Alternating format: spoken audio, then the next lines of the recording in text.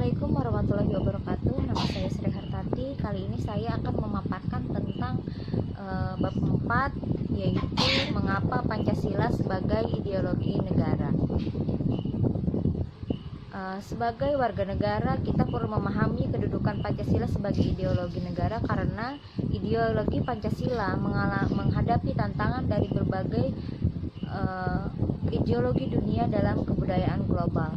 Pancasila sebagai ideologi selain menghadapi tantangan dari ideologi-ideologi besar dunia, juga kehidupan yang menyimpang dari masyarakat umum. Terorisme merupakan ancaman terhadap keberlangsungan hidup bangsa Indonesia dan ideologi negara.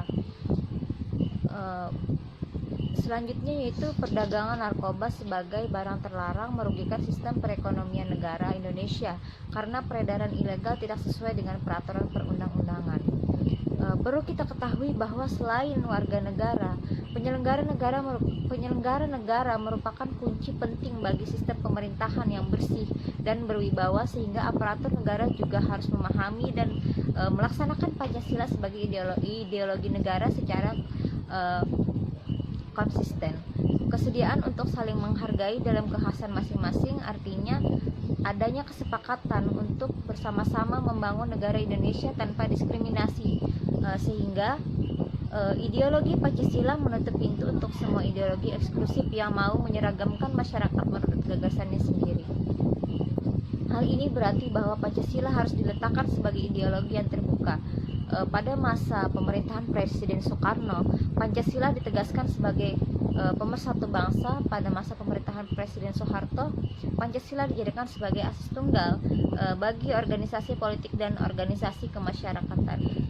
Akibat dari cara-cara rezim yang memasyarakatkan Pancasila memberi kesan bahwa tafsir ideologi Pancasila adalah produk rezim Orde Baru yang berkuasa pada waktu itu. Kemudian pada masa Presiden Habibie menggantikan Presiden Soeharto yang mundur pada 21 Mei 1998. Atas desakan berbagai pihak, Habibie menghapus penataran P4. Di samping itu, lembaga yang bertanggung jawab terhadap sosialisasi nilai-nilai Pancasila dibubarkan berdasarkan Kepres nomor pada masa pemerintahan Presiden Abdurrahman Wahid muncul wacana tentang penghapusan TAP MPR tahun 1996 tentang pelarangan PKI dan penyebarluasan ajaran komunisme.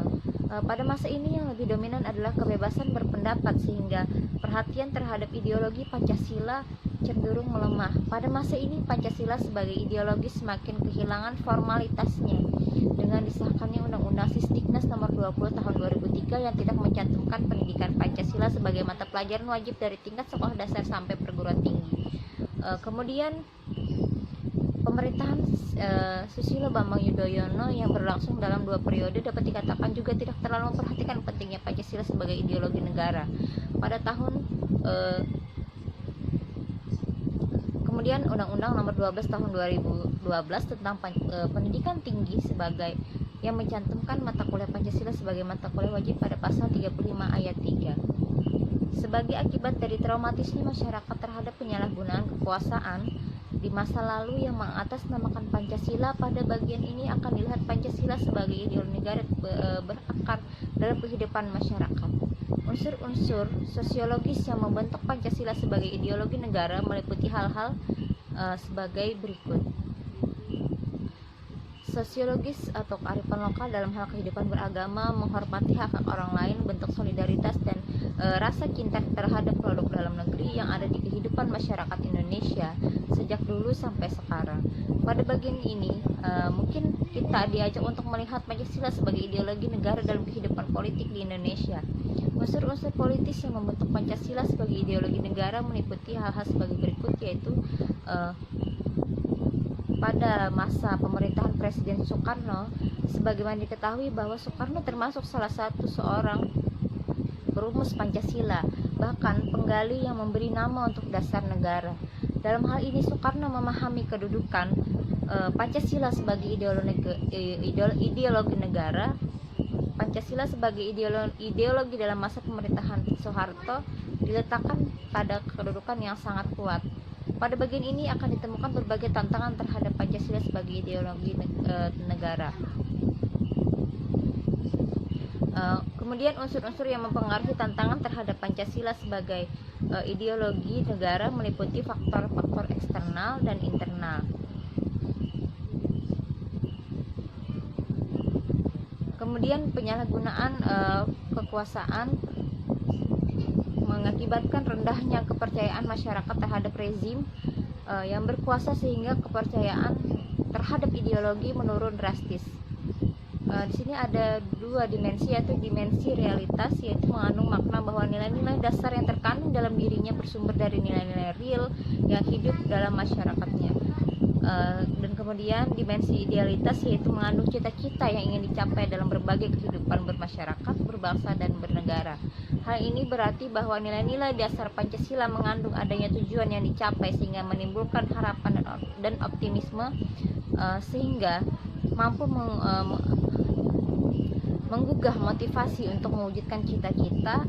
Dimensi fleksibilitas mengandung relevansi atau kekuatan yang merangsang masyarakat untuk mengembangkan pemikiran-pemikiran baru tentang nilai-nilai dasar yang terkandung di dalamnya.